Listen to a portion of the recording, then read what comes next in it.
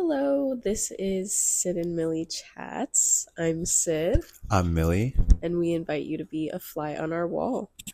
Today we'll be doing a little week recap of Manchester United's games. We watched the Europa League game versus Rangers, as well as the Premier League game versus Fulham.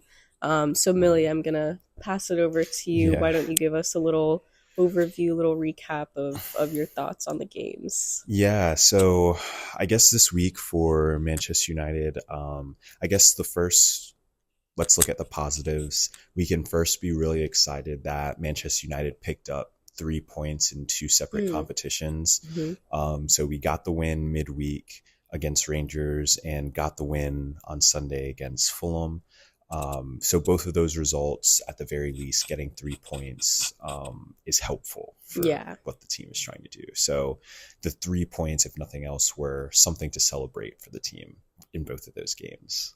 Yeah, absolutely. That is at least a positive for the team. Mhm. Were there any big standout players or anything like that in the games? Um, I guess, I guess like looking back at these games, the kind of key points for me that I kind of lock in on are just like the footballing side of the game for Man United right now just isn't good enough. Hmm, I don't necessarily, I mean, I think we have had key players when it comes to like Bruno Fernandes, being a star as always. of course. Ahmad being a key attacking player. Toby Collier has been getting some good minutes. It's always good to see like youth players playing like with the first team and getting that opportunity. Absolutely. But I think as far as like good performances, I think we're still waiting on that. I mean, it's now another week going past with the manager making excuses about why we're not playing well. And I don't know. I don't know how many more times we can hear like a manager say things like that. Like I've never heard a manager in my life call the team the worst. He the, called them the worst. yeah, he said it's like the worst Man United team in history or something like that. The The manager, Amorim manager, did? yeah, What? yeah, like it's just not very. And That's not how you want to hear a manager, like a coach of any kind, speaking about their team, honestly. Like a coach, manager, whoever should be propping their team up as every chance that they get. 100% Like propping up no the team, propping up the Yeah, players. right. No player is gonna hear that and be like, yeah, this is the guy that I want to show out for and play hard for, and like, Exactly. obviously they're there playing for Manchester United, but Hmm. at the same time, like they still have to play for the manager as well. Exactly. 100%. So, and it's interesting that he's saying something like that. Like, this team won the FA Cup last season. This is Yeah, a team that's won trophies in back-to-back years prior to your arrival. right. So this isn't just another team in the Premier League that you're talking about here. This No. is again Manchester United, and again a team that's won trophies in back-to-back years before your arrival. It's almost like he's saying excuses to like Take the heat almost off himself. exactly almost to excuse the poor performances. Blame it on the players Right. to try and, yeah, take it off of himself. Exactly, because I mean, at the end of the day, Rangers are a team. They're a Scottish team in the Scotland League. Okay. On paper, nobody thinks of the Scottish League as a competitor to the Premier League. Right. So at the end of the day, this game in the Europa League midweek last week, it should have been a blowout. They were at Old Right. Trafford. Oh, They're okay. at home in the Europa League against a team from a lower division. It should have been 4-5-0 in that game, Right. and it should have been a walk in the park. But once again, that's not the story that we saw. It was a poor performance. The build was poor. The build was slow. Once again, Mm. methodical. We had very minimal shots on target, very minimal creative opportunities throughout the game. And that's a team from a lower division in a country that doesn't have as competitive as the league Wow. as the Premier League. Yeah, and I feel like those are the games where you should be trying new things, or Yep. like trying to um almost like see what the team can do. Right. See what Like, you're capable of. Like right, those are like exactly. statistic games typically. Like those are a game where if this was another Big Six club, you're going to see a lot of like younger players go and play, and they walk a team like that off the park, and then that would be it. The game would be over by halftime in the olden days. But now we had a situation where Rangers, a Scottish division team, was competing toe-to-toe with Manchester United at Old Trafford, had just as many shots on target, 4 saves from our keeper. Oh my gosh. So yeah, it was a pretty disappointing game. But I mean, at the end of the day, yes, like, were we happy with the win? Yes, a win is a win. Right, you can't be mad at a win. Right. But it's just like, is this the type of football that we just signed up to be watching? Right. Like, you can't be mad at the win, but you can be mad at like how they got there, exactly. Like how they played. Right. Like, that's not excused by the fact that they won. Right. And the brand of football is not good enough. And I mean, like, and I guess switching from the midweek game against Rangers to this weekend game against Fulham, yesterday's game. And it's just like, once again, it's not good football. Fulham was the better team for most of the game.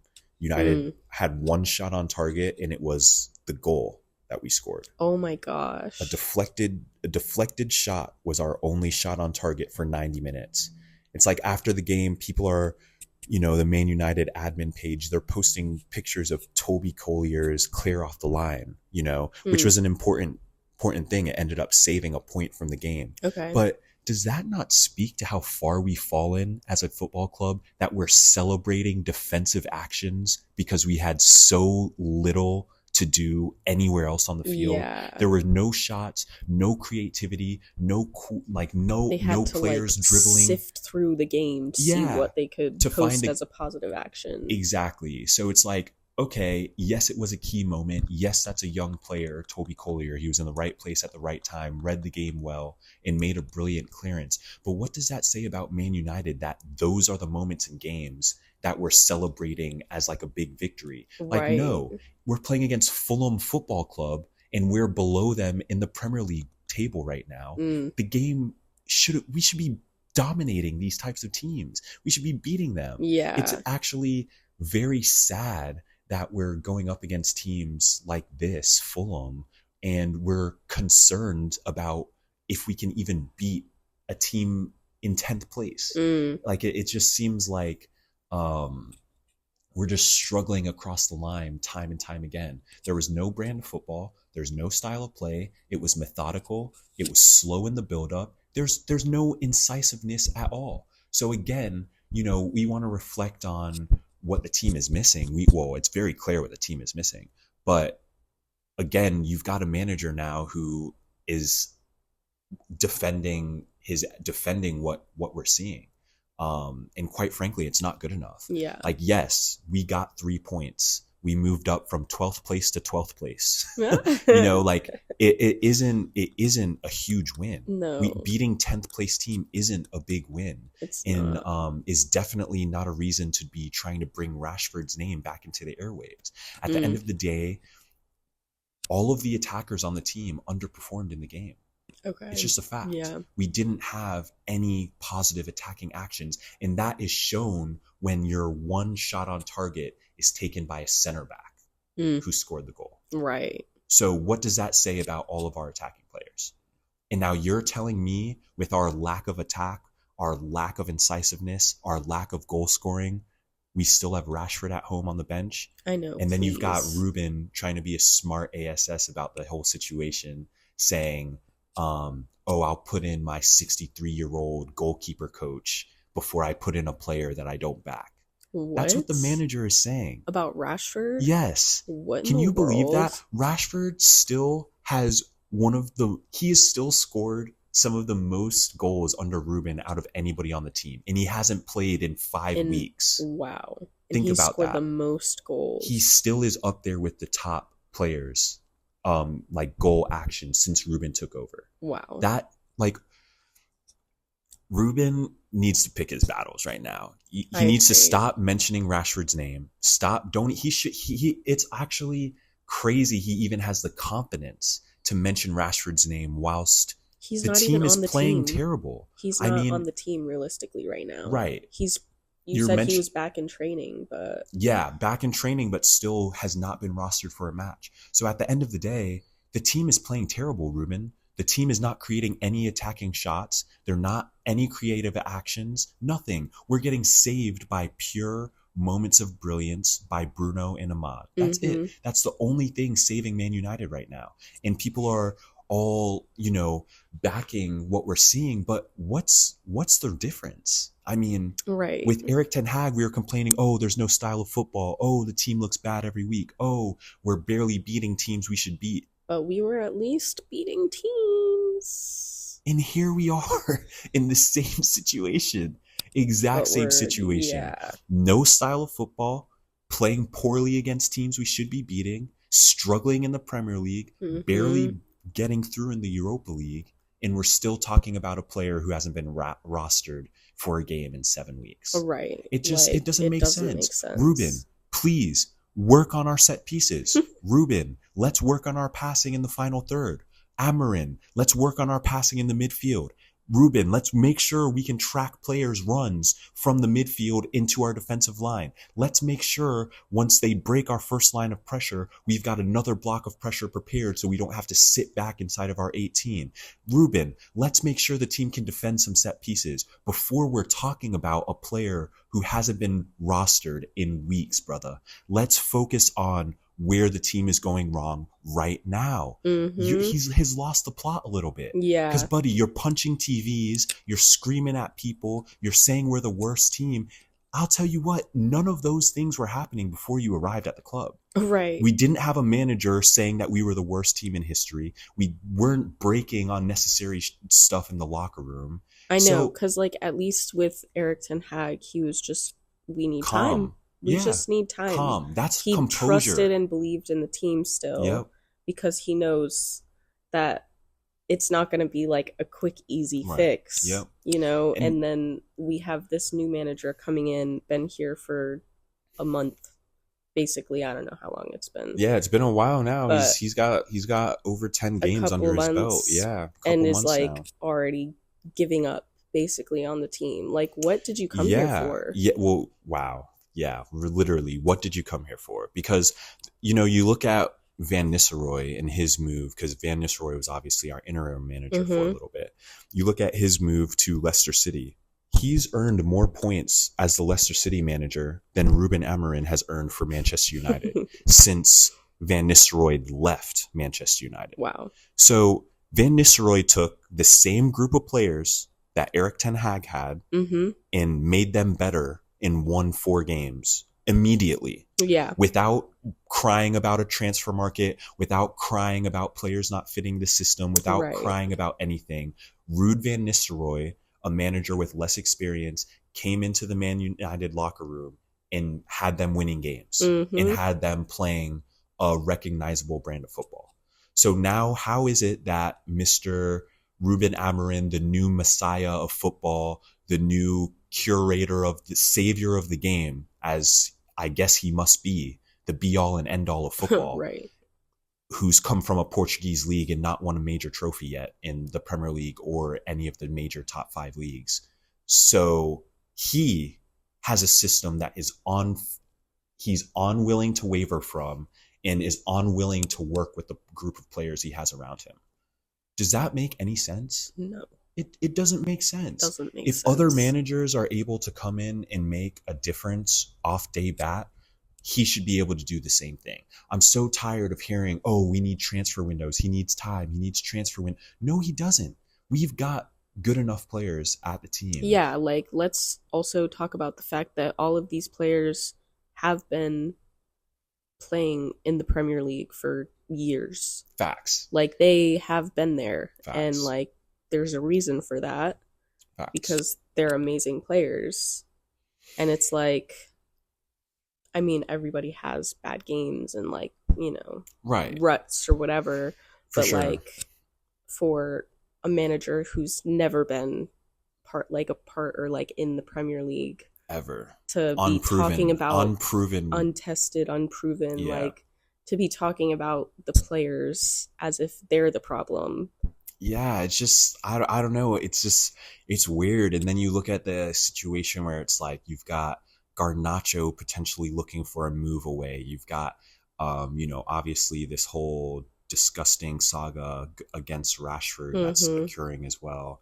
And it's just like, when did we become a club that is now against our own youth players, is Right. now no longer backing the products of Carrington? Like, I don't Mm-hmm. understand when we hit this major flip where um, an unproven manager now is just the new messiah. I mean, Right. he's getting treated like he's Sir Alex Ferguson, and I'm looking around like, what trophy have we won yet? Right. We're halfway through his first season in charge, and we're still in the bottom half of the Premier League. And people Yeah. are acting like these two wins against Fulham and Rangers have now changed the trajectory of our season.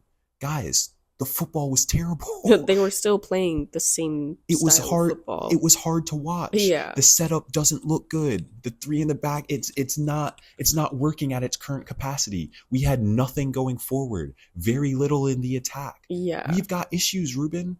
There are other things that we could be focused on right now, apart from trying to blacklist and smear a player's name through the mud. It's just like, come on, man. There are other priorities that you should be locked in on. 100%. Something a little more productive, please. Let's Just focus on actually working with the players. 100% the players you have, because at the end of the day, guess what? It's the end of January. The Mm-hmm. January transfer window is almost over. How many signings have we had? Zero. How Zero. many outgoings have we had? Zero. So where does Ruben think this magic money is going to come from to build the team? I It know. doesn't exist. They're trying to buy a player right now for 40 million euros who plays who in the Italian league on some small team. The team has never even sold a player for more than 15 million euros in Wow. their club history. And Man United is going to go buy this unproven player for 40 million euros. Does that Oh not my sound gosh. like the same mistakes we've made in the past, right?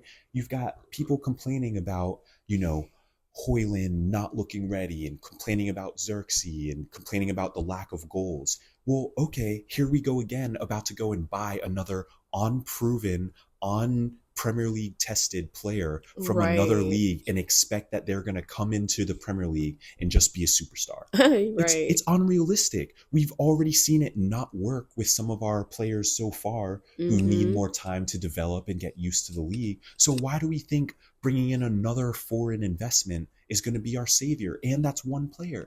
Give me a I break, know. guys. Yeah. Come on, one player doesn't fix all of Ruben's issues right now. No, because with like what you were saying, him talking about he needs new players to fit his system, like getting this one new player is gonna solve all your problems. Nope.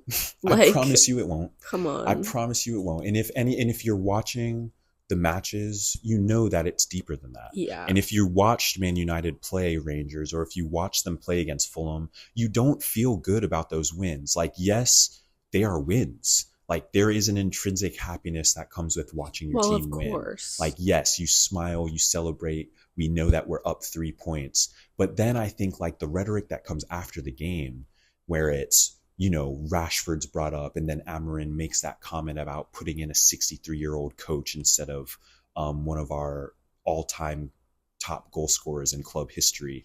It's just like it really sours the mood. It Mm-hmm. sours the energy towards the win, because it's just like that player wasn't even rostered. If Right. you've got nothing else to add on this situation, how about you just shut up, Ruben? How about you just talk about the game and say, hey, Rashford wasn't rostered today, so let's not talk about him. Honestly. That's how you end it. If you're annoyed that they keep asking you about Rashford, that's how you Don't get answer the them. question. Exactly. It's not that So difficult. it is honestly more disturbing that the manager keeps throwing this player under the bus, keeps saying negative things about Rashford, and keeps continuing this saga when he is the one who could very easily say to them, I don't want to talk about this. Ask me Yeah, something else, or I'm not going to respond. exactly.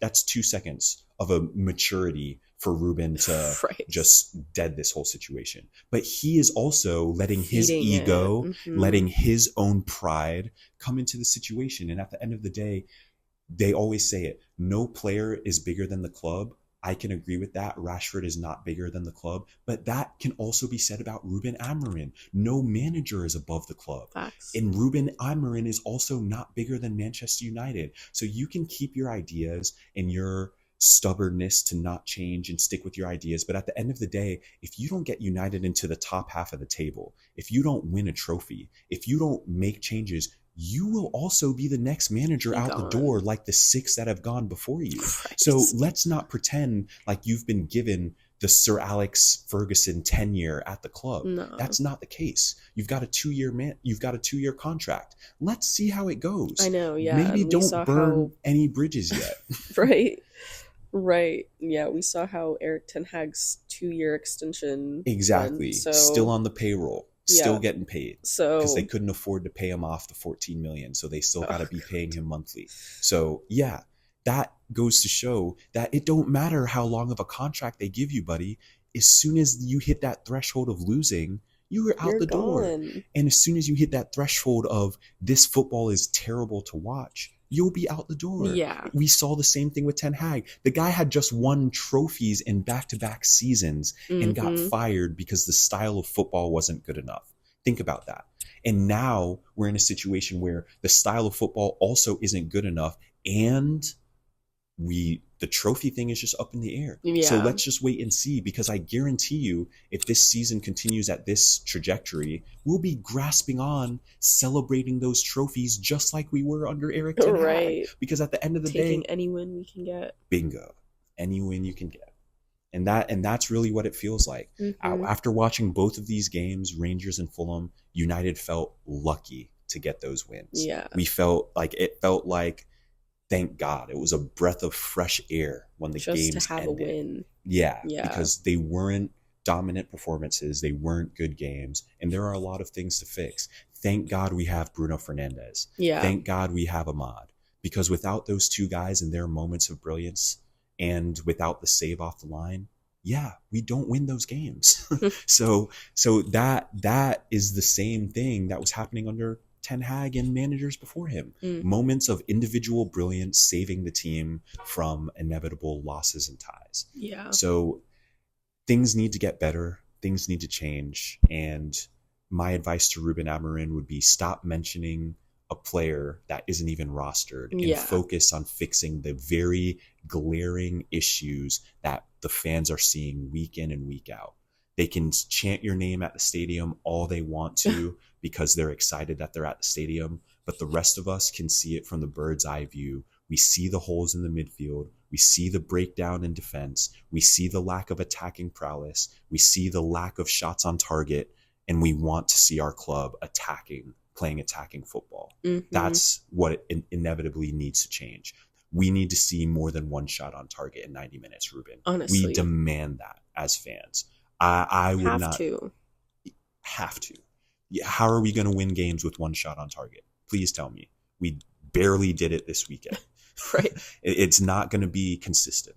That will not be the story. We won't always get bailed out by our center back who gets a lucky deflection on his shot. Right. Let's win games outwardly, correctly, by playing dominant, good football, and then we can then mention players by name. Right. But Yeah. until we see that style of football, let's lower the tone a little bit and back down on the arrogance. Like, the arrogance is really like astonishing for me for a manager who hasn't won a trophy in the English Premier League yet.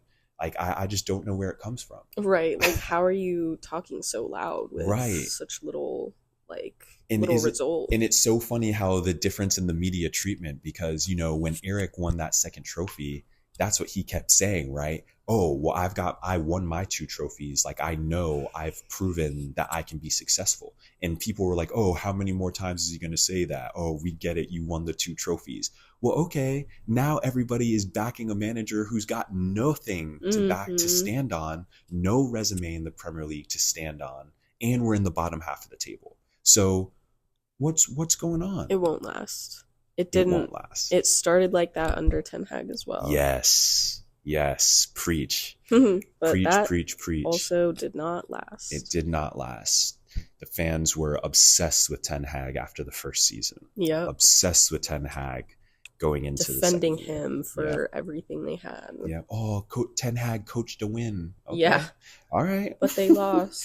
He coached a win, and then they wanted them out of the club. And look, Ten Hag wasn't perfect. Right. He made mistakes. He sent players away. We had issues with player management with his stuff too. There were mistakes made under his tenure as well. Yeah. But never was Ten Hag repeatedly dragging one of his players' names through the mud. Yeah. Or like even saying that the team.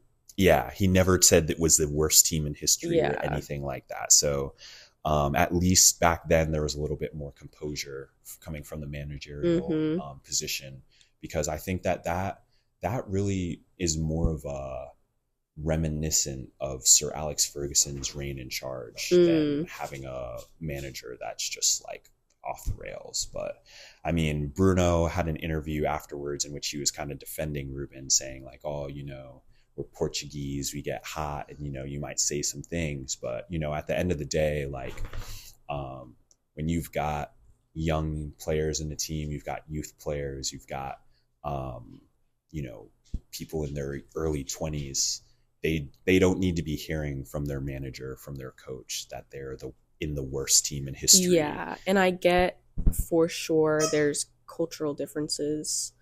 Yeah. But at the same time, in a position of power like that, you shouldn't be speaking like that. You shouldn't be yelling and like going like acting on your emotion, punching TVs, like regardless of your culture and like being like him being Portuguese and hot-headed or whatever. Yeah, it's like, not an excuse. That isn't an excuse to be acting like that and not like talking to your team like that. Definitely not, because what are you even trying to say about your own people's culture? Right. Are you trying to say that like Portuguese people have no control of their emotions and stuff? Like, come on, man. Like Ahmad is like, we've got actual like Africans, like Caribbean people. The team has got people from all over the world on it. So to come and try and make a cultural excuse for a white guy from Portugal, like, come on, guys. Yeah. Like, it's a joke. Like, no.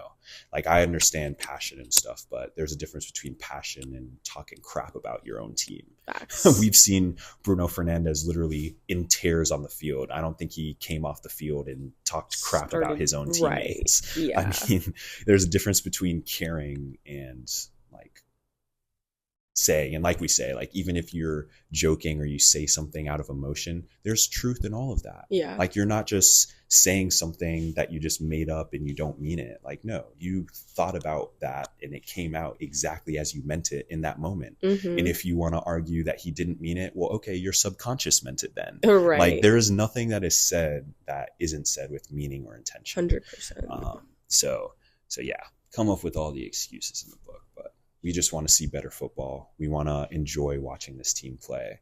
And I don't think that that's a hard ask in terms of like the brand of football. Like, that's just an idealistic thing. Like, your players don't have the confidence to shoot right now. That is something that as a manager, you have to instill that confidence into Bruno, into Ahmad, into Højlund, so that when they get around the 18, they know that they are expected to be shooting. And they are expected to be creating opportunities. And they have the confidence to do it. So. Exactly. But that's not what we're seeing. What we're seeing is a bunch of players getting around the 18 and looking for the next pass so that they can pass off the responsibility to someone else, which in reality looks like fear. Right? Yeah, I was just going to say, it's like they're scared of getting in trouble for like missing a shot. Afraid of scoring a couple goals and then getting blacklisted by the manager and then left out to dry by the media, right? It's just like even the Rashford saga. It's like that started after a game where Rashford scored 2 goals for Ruben. Insane. So it's just like, what message does that send to the other attacking players who are also playing poorly? Exactly. So yeah, so I don't know. It's been an interesting week. I think it was another underperforming week of football, but I think regardless of the wins, yeah. And I mean, look, we could sit here and like like again, the win, we started on the positive of the wins. Getting Mm-hmm. 3 points in these competitions is immediately crucial for sure. Yeah. But that is also due to the position we are in now because of how many losses we've taken under Ruben Amorim. That's Yeah. that's the reality of the situation. We're desperate for wins in the Premier League because we're closer to relegation than we are the top 8, right? Mm-hmm. So that's the reason why we have to celebrate this win as if it's bigger than it was. Right. Like we're celebrating this win as if it wasn't just a win at Fulham, I know, yeah. which is all it is. But it's not a win at Anfield. It's not a win at the Emirates. It's a win at Fulham. Mm-hmm. It's okay, but it's expected. We should be winning that game, and we shouldn't be in the top half of the table. So until we get back to the top half of the table, all of this is just a grain of salt. Yeah. In reality. Realistically, yeah. So let's hope let's hope that in the next week we see better football. I mean, yes, wins are important, and it's going to be important to keep winning games, and we want to see them winning games. Of course. We want to see the players succeed. We want to see the team succeed. Right. Always. That's always our prerogative. Right. Always. But we were promised a better brand of football. Right. That's the reason Erik ten Hag was fired, because the brand of football was not good enough and was not recognizable, despite the fact he had won trophies. So I think now there is an expectation of having a recognizable brand of football. 100%. We're looking for it. We're still looking for it. It's not in the room with us yet. It is not in the room. But we would love for it to join us. Honestly. Because it's been a hard couple weeks of watching this club. And realistically, we would like to see that the pendulum swing back the other direction. I would love that, yeah. Because when Ruben first walked in the door, things were a lot more positive. Mm-hmm. And now it seems like there's a lot more drama, a lot more nonsense, a lot more cloudiness in the room with us, and a lot less emphasis on these results in the brand of football, which was all that we were supposed to see as the big difference. Yeah. It's what we were promised. Oh, yeah. Promises. Empty promises so far. Yeah. So anyway, with the last day 3.5 days in the transfer window, I guess we'll see if any of Ruben's saviors can get through the door. If not, he'll have to figure out a way to work with the current group of guys that he's got now and make it to the end of the season, hopefully in the top half of the table. Yeah, we shall see. Yeah, we shall see. But yeah, overall, 2 wins, 2 important wins, 2 necessary wins. At the very least, that's what we got. And let's just keep hoping and waiting for us to see some good football. That's what we're missing right now. The wins were good, but we want to enjoy watching the games just a little bit. Yeah, don't want to sit there sweating, stressing, seeing what is going to happen. Yeah. Want to go into a game today? Feeling confident that the players are... I want to feel confident that we'll get a shot on target in the first half. That's what I want to feel confident. I want to feel confident about shots and goals and those types of things. Mm-hmm. So much chatter about intensity and the way in training and training abilities and all this stuff. Bro, man, miss me with all that. I want to see some shots on target. We need to stop trying to walk the ball into the net. I know, please. Take the risky shot. Yeah, 100%. So anyway, those are our thoughts on Manchester United's win against Rangers in the Europa League and Manchester United's win in the Premier League against Fulham. Both are very important. Glad that they got the wins, and let's hope that we can continue trending in the right direction in the next couple of weeks. Yeah, fingers crossed. Thank you for tuning in, everybody. And thanks for your thoughts, Millie. Always love listening to you. But yeah, we will see you next time. Talk to you all soon. Bye-bye. Bye.